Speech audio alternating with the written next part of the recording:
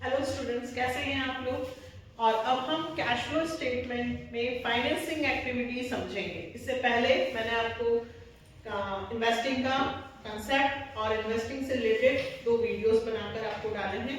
और अब financing activity हम समझेंगे, फिर हम ऑपरेटिंग एक्टिविटी, देन उसके बाद फिर हम 6 नंबर का पूरा क्वेश्चन करेंगे।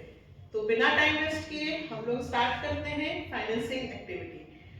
फर्स्ट वीडियो में मैंने आपको क्या बताया था कि फाइनेंसिंग एक्टिविटी में 3 चीजें मेनली आती हैं। First shares, second debentures and third loan, short term या लॉन्ग टर्म या बैंक ओवरड्राफ्ट। शेयर्स, अगर शेयर्स की वैल्यू इंक्रीज है, जैसे 2021 और 2022, ठीक है। अगर मान लीजिए मैंने यहाँ शेयर्स लिखे हैं 1 लाख रुपए के और यहाँ लिखे मैंने 1,50,000। 2021 में शेयर्स की वैल्यू थी 1 लाख और 2022 में शेयर्स की वैल्यू है 150। तो यहां से यहां शेयर्स 50,000 रुपीज से इंक्रीज हुए। जब शेयर की वैल्यू इंक्रीज हो, डिबेंचर की वैल्यू इंक्रीज हो, लोन की वैल्यू इंक्रीज हो, तो हमारे पास पैसा आएगा। फिर से, अगर shares, debentures, loan, share, debentures, loan की वैल्यू यहां से लास्ट ईयर से अभी इंक्रीज हो रही हो, इतना तो समझ में आएगा आपको कि ये 1 लाख और ये 150 है, तो 50,000 से इंक्रीज हो रहा है। तो जब वैल्यू इनकी इंक्रीज होगी तो हम मानेंगे कि हमने शेयर्स इशू किए, डिबेंचर्स इशू किया या लोन टेकन, लोन रिसीव किया, तो हमारे पास पैसा आएगा। आएगा मतलब प्लस, हम जितना पैसा हमने शेयर्स, डिबेंचर्स, लोन से लिया है वो हम क्या करेंगे बेटा, प्लस। शेयर्स प्रीमियम पर भी इशू किए जाते हैं। आपको मैंने शेयर्स समझाया है कि 100 रुपए का शेयर्स 110 में बेच रहे हैं, तो प्रीमियम पर भी यदि इशू किया है तो प्रीमियम भी आएगी, तो ये प्लस होगा। ठीक है। फिर अगर मान लीजिए कि 2022 2023 ले लिया, डिबेंचर्स यहाँ पे थे 1 लाख के और यहाँ पर हो गए 40,000। पहले डिबेंचर्स कितने के थे बेटा, 1 लाख, और फिर कितने के हो गए, 40,000। तो 60,000 से वैल्यू कम हुई है, डिक्रीज हुई है, और जब वैल्यू डिक्रीज होगी तो हम कहेंगे रिडेम्पशन। जब शेयर या डिबेंचर की वैल्यू कम होगी तो हम कहेंगे redemption of shares, redemption of debentures. और यदि लोन की वैल्यू कम हुई तो हम ये मानेंगे कि हमने लोन का पेमेंट कर दिया, तो हमारा आउटफ्लो होगा। ठीक है, यहां से हमारे पास से पैसा जाएगा। इंटरेस्ट पेड, यदि हमने लोन लिया है तो लोन पे हम इंटरेस्ट पे करेंगे। अगर हमने शेयर्स इशू कर रखे हैं तो हम डिविडेंड पे करेंगे, तो dividend paid, interest paid, loan paid, इसमें हमारे पास से पैसा जाएगा, तो हमारा आउटफ्लो यानी कि कैश यूज्ड होगा।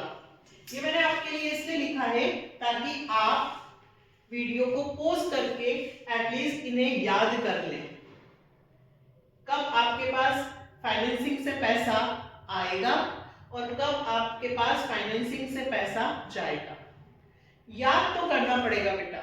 अगर हम सोचें कि हम याद ही ना करें, सबसे मेन प्रॉब्लम यही होती है कैश फ्लो में कि हम लोग चीजों को याद नहीं रख पाते और फॉर्मेट इतना बड़ा होता है कि अरे कर लेंगे। नहीं, आप एक एक वीडियो का जो फॉर्मेट में दे रही हूं साथ के साथ याद करिए, थोड़ी सी मेहनत करिए, डेफिनेटली 6 नंबर का क्वेश्चन बनेगा। तो फाइनेंसिंग एक्टिविटी, इससे पैसा आएगा और इनसे पैसा जाएगा। अब मैं आपको सवाल में समझाती हूं कि कैसे क्वेश्चन होगा। तो मैंने क्वेश्चन लिया है टीएस अग्रवाल का क्वेश्चन नंबर 33, न्यू एडिशन है बेटा, न्यू बुक का क्वेश्चन नंबर 33। आप इसे देखिए, पढ़ें, मैं आपको ये सॉल्व करके बताती हूँ। ये फाइनेंसिंग एक्टिविटी का है।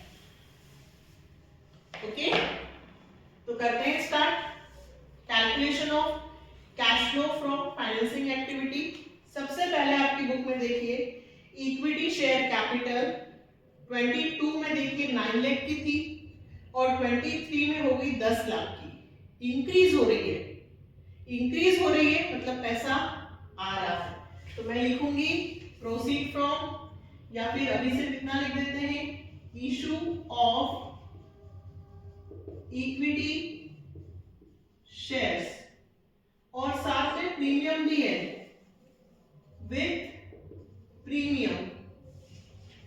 शेयर्स 9 लाख से 10 लाख कितने से इंक्रीज हुए हैं 1 लाख और प्रीमियम में साथ में लिख देती हूं जस्ट उसके नीचे लिखा है पहले प्रीमियम 2,50,000 की थी फिर प्रीमियम हो गई 2,60,000।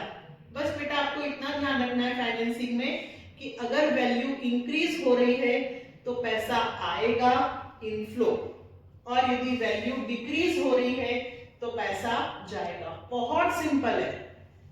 तो 1 लाख और 10,000 की प्रीमियम तो कितने रुपए आए हमारे पास 1,10,000। नेक्स्ट 12% डिबेंचर्स पहले 150 के थे बाद में 1 लाख के हो गए। वैल्यू कम हुई है, डिक्रीज हुई है, डिक्रीज हुई है मतलब रिडेम्पशन। तो मैं लिखूंगी लेस रिडेम्पशन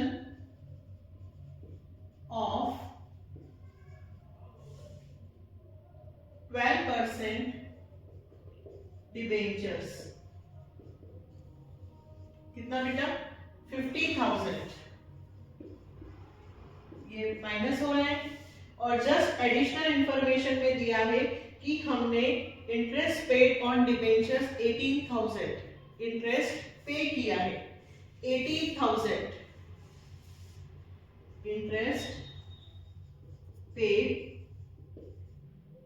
ऑन डिबेंचर्स कितना 18,000।